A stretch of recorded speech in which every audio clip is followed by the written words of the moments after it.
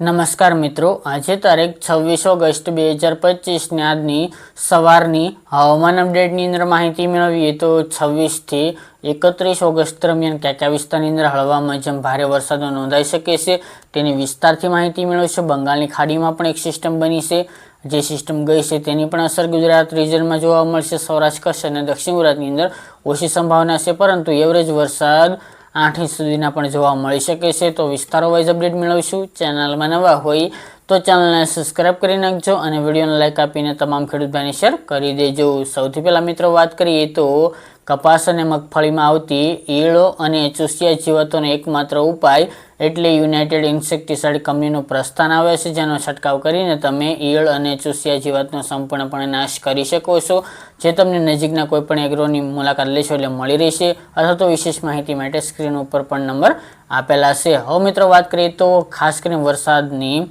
તો મિત્રો ગઈકાલ દરમિયાન 25 તારીખ દરમિયાન ગુજરાતના અનેક ભાગોની અંદર સારા હળવા મધ્યમ ઝાપટા રૂપી વરસાદ નોંધાયા હતા।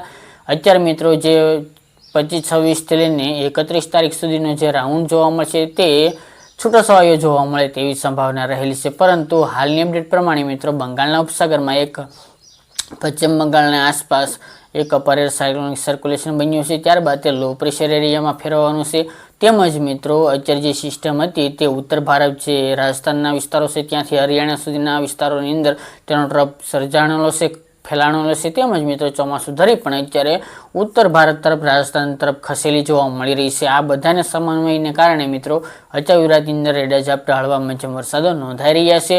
ખાસ કરીને મિત્રો હવે જે વરસાદો નોંધાઈ શકે છે તે ગુજરાત રિજનની અંદર જોવા મળશે। ગુજરાત રિજન એટલે કે ઉત્તર ગુજરાતના ભાગો, મધ્ય ગુજરાતના ભાગો અને પૂર્વ ગુજરાતના ભાગો અને દક્ષિણ ગુજરાતના ભાગો, આ વિસ્તારને ગુજરાત રિજન કહી શકાય। બાકી સૌરાષ્ટ્ર અને કચ્છમાં રેડા ઝાપટા લઈને મધ્યમ વરસાદ હજુ પણ આગામી 30-31 તારીખ સુધી ચાલે તેવી શક્યતા રહેલી છે। ત્યાં સુધી મિત્રો હજુ પણ વરાપ નીકળે તેવી હાલ સંભાવના જણાતી નથી। હજુ પણ મિત્રો અમુક ભાગોની અંદર ઓછા વરસાદો પડે આ રાઉન્ડની અંદર જોવા મળ્યા હતા, પરંતુ હજુ પણ મિત્રો રેડા ઝાપટા કન્ટિન્યુ જોવા મળશે। સૌથી પહેલા મિત્રો વાત કરીએ તો ભારે વરસાદની સંભાવના, ખાસ કરીને ઉત્તર ગુજરાત, મધ્ય ગુજરાત અને પૂર્વ ગુજરાતની અંદર ભારે વરસાદનું અનુમાન છે, જેમાં મિત્રો વાત કરીએ તો 1 થી લઈને 8 ઇંચ સુધીના પણ અમુક એકલ લોકલ વિસ્તારની અંદર વરસાદો પડી શકે છે। બાકી એવરેજ 3 થી લઈને 4 ઇંચ સુધીના વરસાદો ઉત્તર ગુજરાતની અંદર જોવા મળશે, જેમાં તમામ જિલ્લાઓનો સમાવેશ છે, જેમાં સાબરકાંઠા હોય, બનાસકાંઠા, રાજસ્થાન બોર્ડર વિસ્તાર, થરાદ, વાવ, રાધનપુર એ વિસ્તાર, ડીસા, પાલનપુર, મહેસાણા, પાટણના ભાગો, સિદ્ધપુર, વડનગર,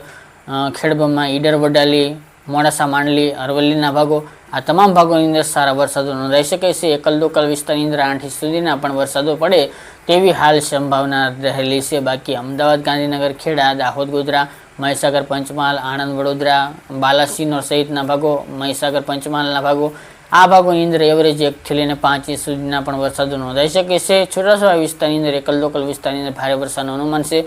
બાકી એવરેજ હળવા રેડા ઝાપટાથી લઈને હળવા મધ્યમ ભારે વરસાદો નોંધાય તેવી હાલ સંભાવના રહેલી છે। બાકી દક્ષિણ ગુજરાતની અંદર તાપી, વલસાડ, વાપી, નવસારી, બીલીમોરા, સુરત આ ભાગોની અંદર વરસાદનું જોર જોવા મળશે। બાકી છોટાઉદેપુર, નર્મદા, દાહોદ, ગોધરા એ વિસ્તાર તેમજ સુરતના અન્ય ભાગો, ભરૂચ જિલ્લાની અંદર, અંકલેશ્વર જિલ્લાની અંદર સંભાવના હાલ ઓછી ગણી શકાય। બાકી મિત્રો રહી સૌરાષ્ટ્રની વાત, તો સૌરાષ્ટ્રના વિસ્તારો જેમાં વરસાદનું જોર ખાસ કરીને ગુજરાત રિજન લાગુ વિસ્તાર, જેમાં મોરબી, સુરેન્દ્રનગર જિલ્લો, બોટાદ જિલ્લો અને કચ્છના જે બંને વિસ્તાર વાગડ વિસ્તાર છે તે ભાગોની અંદર વરસાદનું જોર વધુ જોવા મળશે। ભચાઉ, રાપર જેવા વિસ્તારની અંદર, બાકી સૌરાષ્ટ્રના અન્ય વિસ્તાર જેમાં પૂર્વ સૌરાષ્ટ્રની અંદર કન્ટિન્યુ વરસાદી માહોલ જોવા મળશે। બોટાદ હોય, અમરેલી, ભાવનગર, ગીર સોમનાથ સુધીના ભાગોની અંદર રેડા ઝાપટા કન્ટિન્યુ જોવા મળશે। જુનાગઢ, બાલાસિન, જુનાગઢ, ગીર સોમનાથ, દ્વારકા, જામનગર, રાજકોટ આ ભાગોની અંદર પણ અમુક દિવસો દરમિયાન હવામાન ખુલ્લું જોવા મળશે, તો અમુક દિવસો દરમિયાન રેડા ઝાપટા જોવા મળે તેવી સંભાવના રહેલી છે। બાકી કચ્છના ભાગોની અંદર પણ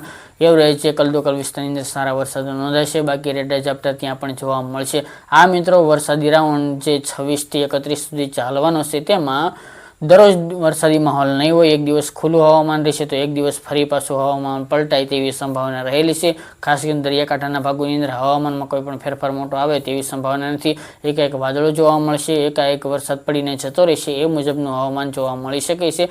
બાકી સૌરાષ્ટ્રની અંદર પણ એકલ વિસ્તારની અંદર 3 ઇંચ સુધીના પણ વરસાદો પડી શકે છે. એવરેજની વાત છે મિત્રો, તમામ ભાગોની અંદર. બાકી રેડા ઝાપટા સૌરાષ્ટ્રના ઘણા બધા વિસ્તારની અંદર કન્ટિન્યુ જોવા મળશે. અમુક ભાગોની અંદર મિત્રો હવામાન ખુલ્લું પણ જોવા મળી શકે છે. બાકી મિત્રો 1 સપ્ટેમ્બરથી કેવું હવામાન રહેશે તે આગામી દિવસની અંદર જણાવશું. બાકી વરાપની હાલ સંભાવના દેખાઈ રહી છે, તેની અપડેટ પણ આગામી દિવસની અંદર આપતા રહીશું. આ હતી મિત્રો આજની વહેલી સવારની અપડેટ. ફરી એક નવા વિડીયો સાથે મળશું. આજ માટે આટલું.